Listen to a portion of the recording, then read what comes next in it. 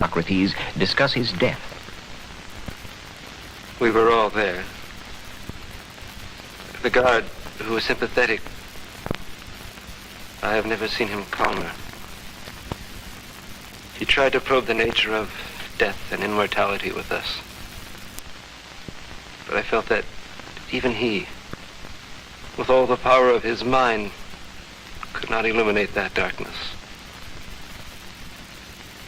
And then Crito abruptly asked, "What way shall we bury you?" And he answered, "In any way you like." But hold me and make sure I don't run away. I cannot make Crito believe I'm the same Socrates who's been conversing with you. He thinks I'm already the other Socrates you'll soon see, a dead body. And he asks, how shall we bury you?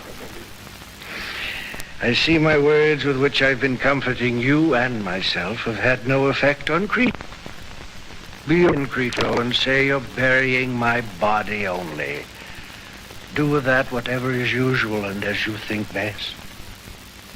He then requested that the poison be prepared and brought.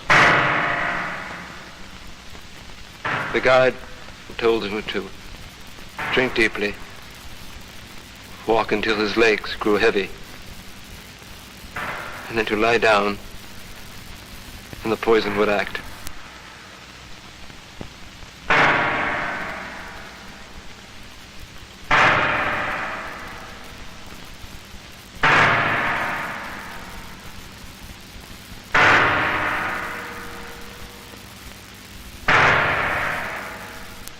Such was the end of our friend.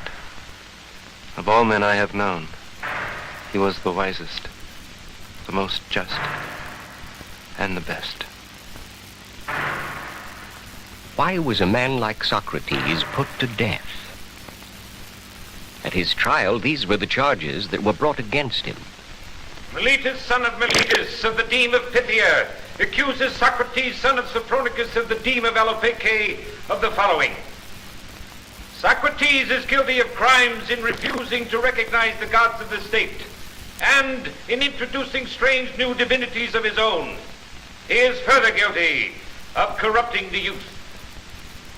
The penalty requested is death.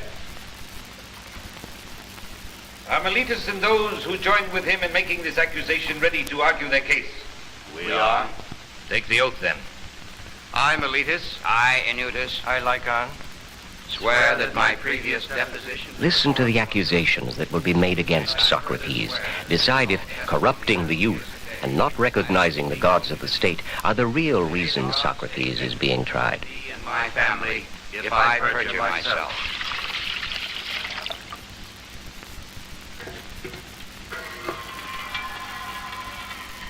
Look also for parallels between this situation and the political and social confrontations that are occurring today. I wish to sketch for you a picture of the sorry times that we have been through. You 501 citizen jurors of Athens, who will decide the fate of this man Socrates. Is there one of you who does not remember Athens when Athens had wealth, power, empire? Our navy dominated the Aegean. The trade of nations was stored in our warehouses. Great walls surrounded our city and its ports. Magnificent temples were built. Genius flourished in every art. The whole world looked to us for leadership. But what has befallen us? Our long walls destroyed, our olive trees burned, our trade ended, our treasury emptied, our navy lost, our empire gone, tens of thousands of our citizens dead. And who, more than any other man, was responsible for these disasters? Who was it? Alcibiades, with his mad schemes, his desecrations, his arrogance. And who was the teacher of this traitor Alcibiades? By whom was he guided? Socrates! Yes, Socrates! And after we were overcome by the Spartans, their leader, Lysander, may the gods curse the very syllables of his name, set up a government here. Surely most of you have reason to remember this government. It was called the Council of 30, was it not? see the memory is vivid.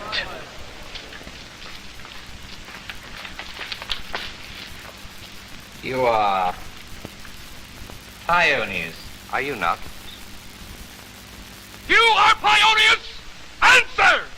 Yes. Pioniers. I've been told by a very creditable source that you spoke out in the marketplace. Was it not the marketplace? Yes, the marketplace. Against us. No. Praised the late discredited and corrupt democracy and spoke out against us, your lawful government. My family. They will get a pension. Your warehouses will be taken over by the state. Sir. We are very busy. Other cases must be heard today.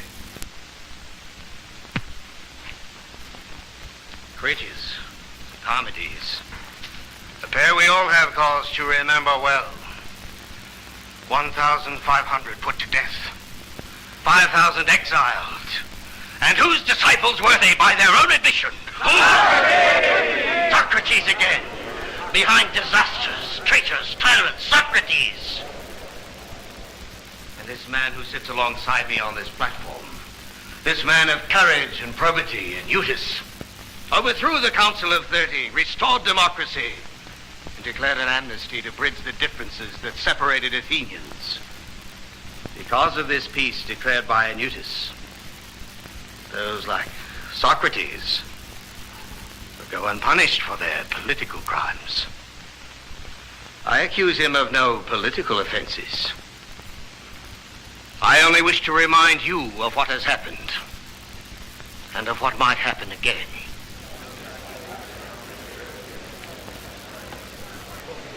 Who is to speak next for the accusers? Lycon? Greek laws have always been closely associated with religion. To submit to the law is to obey the gods. Yet despite the fact that piety has held the state together, we have seen a steady growth in disrespect to the gods.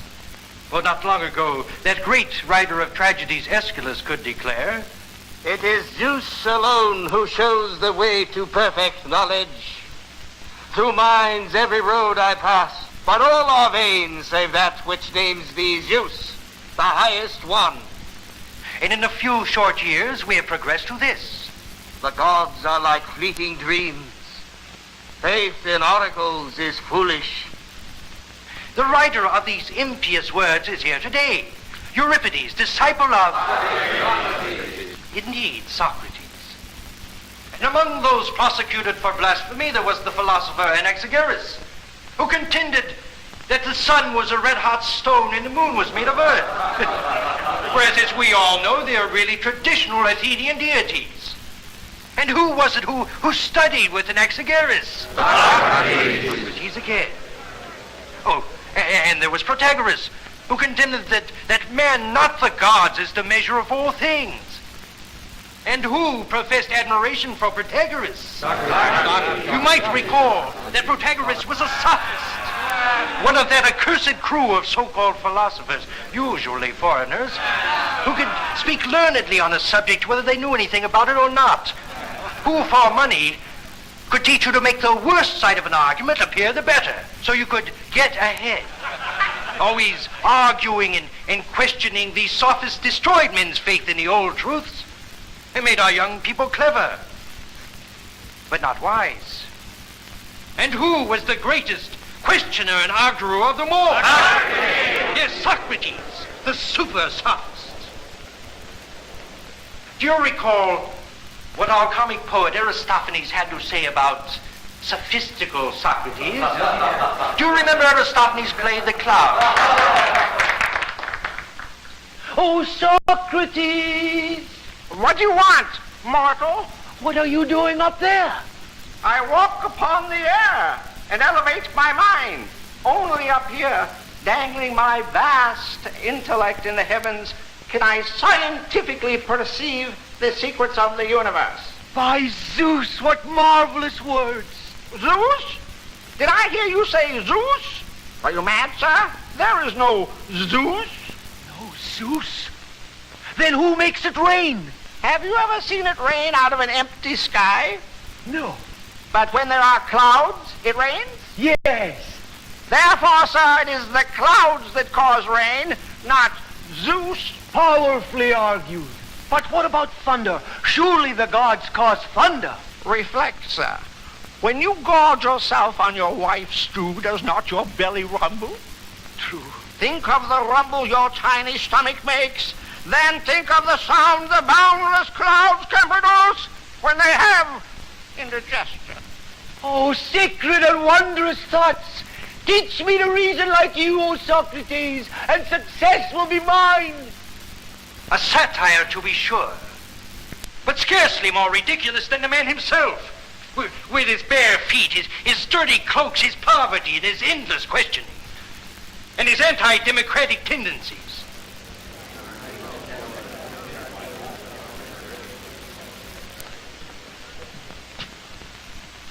Is there anyone here who knows me as anything but an honest man, a blunt speaker? If there is, I would hear his voice now. Coward? Speak up if you think I'm a coward. A cruel or vindictive man? Then listen to me carefully. If Socrates regains his liberty, your sons will be ruined by his words. They'll rebel against your authority and the sacred traditions of the state. I say this because this is exactly what happened to my own son. Where are you going, boy? Where am I going? To buy fish. Where are you going to buy fish? To the fish market, by the Great Quay. If you're going to buy vegetables, where would you go? To Client's Stand, in the market near the Agora. And meat? To the same marketplace. And where would you go to find wise and noble men? Huh? Follow me and be taught.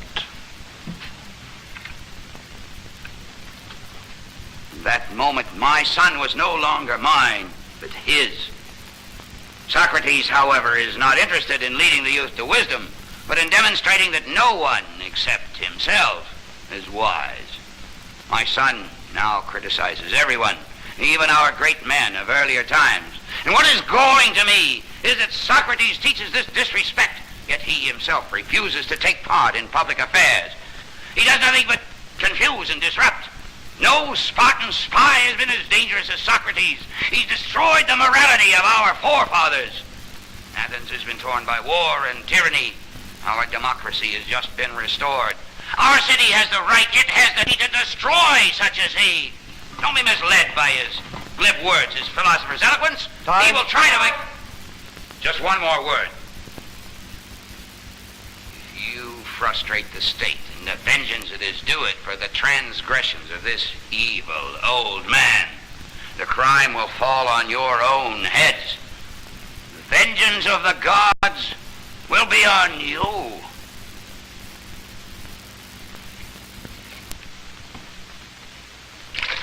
The accused will speak now. The men of Athens. How you have been affected by my accusers, I cannot tell. I know they almost made me forget who I am. Of the many falsehoods told by them, one amazed me, saying that you should be on guard against my eloquence. If by eloquence they mean truth, then I'm eloquent. But I am an old man appearing in a court of law for the first time.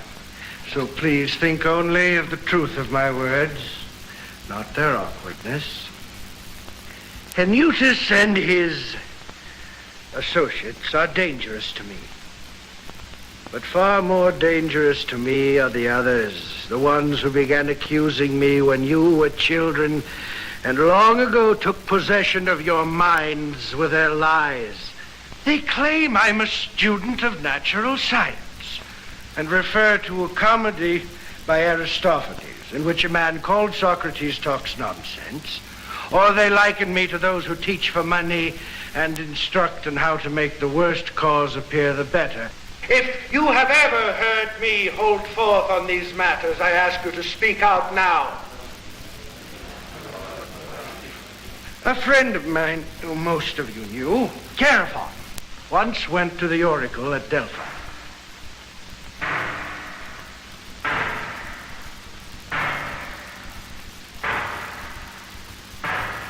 one prophetess who speaks with the tongue of Apollo.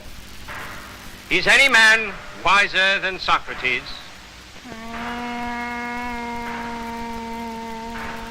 Priestess.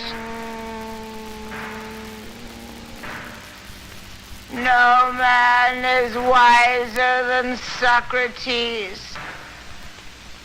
No man is wiser than Socrates. No man is wiser than Socrates. When I heard that, I asked myself, what can the god mean? For I know I have no wisdom, yet can gods lie? I thought, if I can find a man wiser than myself, surely no great task, then the oracle is mistaken. So I went to a politician with a reputation for wisdom. But when I spoke with him, I could not help thinking that he wasn't really wise at all, no matter what people said. I tried to explain that to him, but he became irritated with me. I thought, well, neither of us knows anything really beautiful or profound, but at least I am better off than this fellow, because he knows nothing and thinks he knows everything, while I know nothing. So I went from one person to another in search of a wise man. This inquiry man of Athens has made me many enemies, but it has led me to believe that only the gods are wise. And the oracle used my name by way of illustration. What he meant is he is wisest who, like Socrates, knows that his wisdom is worth nothing. And what my enemies will never admit is that they're really angry because their pretense of knowledge has been shown up. Meletus, you good man and true lover of your country, rise. Let me ask you a question. You think much about the improvement of youth. I do. Tell the jurors, then, who are the improvers of youth? You must know, since you've taken the pains to discover their corrupter. The laws improve youth. But who knows the laws? The jurors. They're able to instruct and improve youth? They are. All of them, or only some? All of them. By Hera, that's good news. There are plenty of improvers. How about the people watching the trial today? They are also improvers. And the members of the Athenian assembly, do they improve or corrupt? Improve. Evidently, every Athenian improves and elevates youth, while I alone corrupt them. Is that what you affirm? I strongly affirm that you are their corrupter. What about horses, Meletus? Takes an expert trainer to bring out the best in a horse, yet you claim an entire city can train our youths while only I corrupt them. This is the word playing of a sophist. As to the other part of your indictment, you say that I refuse to recognize the gods of the state. Does this mean that I do not believe in gods at all? That I'm an atheist? I assure you, jurors, he believes in no gods whatsoever. Yet your charge also claims that I'm guilty of introducing new divinities of my own. You claim that I'm guilty both of believing in gods and not believing in gods. Can a man believe in human affairs and not humans, or horsemanship and not horses, or flute playing and not flute players? Surely you jest me. I've said enough in answering Meletus's charges. Yet I know too well the enmities I have incurred, and these will be my destruction. Not Meletus or Anyutis. But men of Athens, know this. No greater good has happened to the state than my service to the god. For I do nothing but to go about persuading each of you, old and young alike, not to take thought about your person or property, but first to take care about the improvement of your soul. Think of the state as of a great horse, slow to move because of its size. I am the gadfly sent by the gods to sting the horse into action, All day long, in all places, I am fastening upon you, arousing, persuading, and reproaching you. And for this service, I have never sought payment from any of you. I have sufficient witness to the truth of that. My poverty. Well then, men of Athens, this is my defense.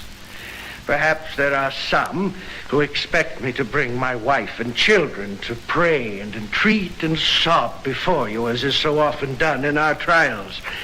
But I feel that to do this would bring dishonor to me and you and the state. There's something wrong in asking a favor of a juror. For his duty is not to make a present of justice, but to deliver judgment. And this judgment is to be given not according to his pleasure, but according to the law. And so, to you and to the gods, I commit my cause to be determined by you as is best for me and for you. This is the time to cast your vote for guilt or acquittal. For those serving for the first time, the pierced disc stands for guilt, the solid one for innocence. A simple majority of the 501 votes cast is sufficient for conviction or acquittal. We will begin the vote now.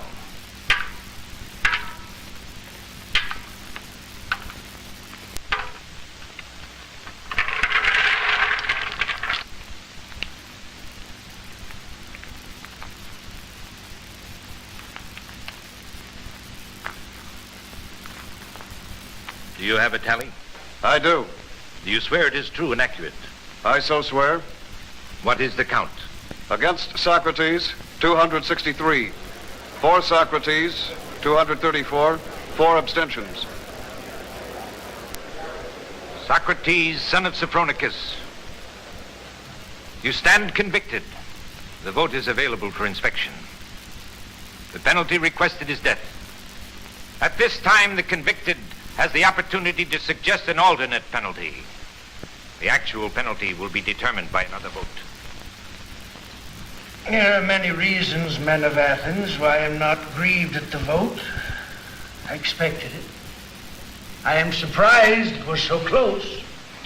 Had about 30 votes gone over to the other side, I would have been acquitted. My accusers propose death as a penalty. And what shall I propose, men of Athens? What would be a suitable return to a poor man who is your benefactor and who desires leisure so that he can instruct you? There can be no reward more fitting than meals and a pension. A reward he deserves far more than the citizen who's won a chariot race at the Olympia. Perhaps you think I'm defying you in what I say? This is not so. I speak thus because I'm convinced that I've never intentionally harmed anyone. Why should I then suggest a penalty that would harm me? What shall I say? Imprisonment? Why should I languish in prison? A fine. I would still have to lie in prison because I have no money. Exile. I would be blinded by love of life if I expected that when you, my fellow citizens, cannot stand my words, that strangers would be likely to endure them. There are some who will say, yes, Socrates, but can't you hold your tongue? Then you could go to a foreign city and no one would interfere with you. I have trouble making you understand my answer to this. For if I tell you that to hold my tongue would be disobedience to the gods, you wouldn't believe I'm serious. And if I tell you that daily conversation about virtue and the other things I talk about is a great benefit to mankind, you'd be still less likely to believe me. And if I declare that the unexamined life is not worth living,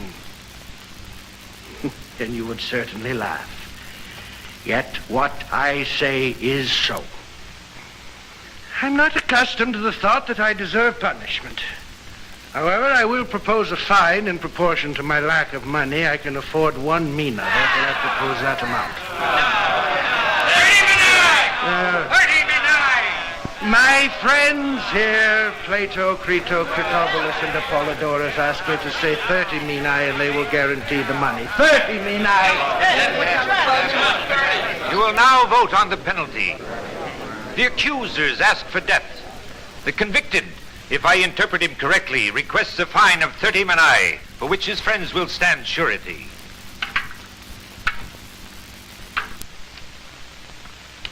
Do you have a tally? I do. Do you swear it is true and accurate? I swear. What is the count? For death, 340. For the fine, 160. One abstention. The vote is available for inspection.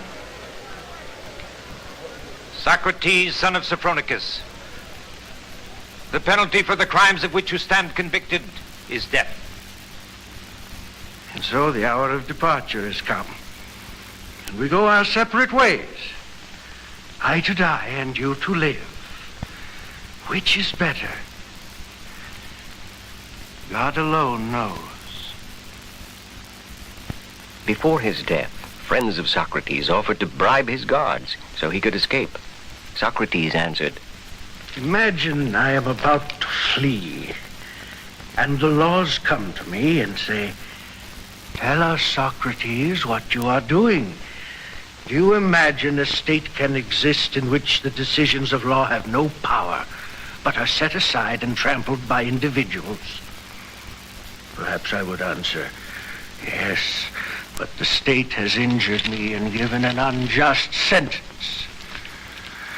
And the laws would answer, but what was our agreement with you? Were you not born and raised and educated under the laws of the state? Did you not agree to obey us? Not in haste, but after 70 years of consideration during which you were free to leave the city at any time if you thought us unfair. Because we think it right to destroy you, do you think you have the right to destroy us? Do you agree? Do you think Socrates should have stayed and died? What relevance do you feel Socrates' ideas have for us?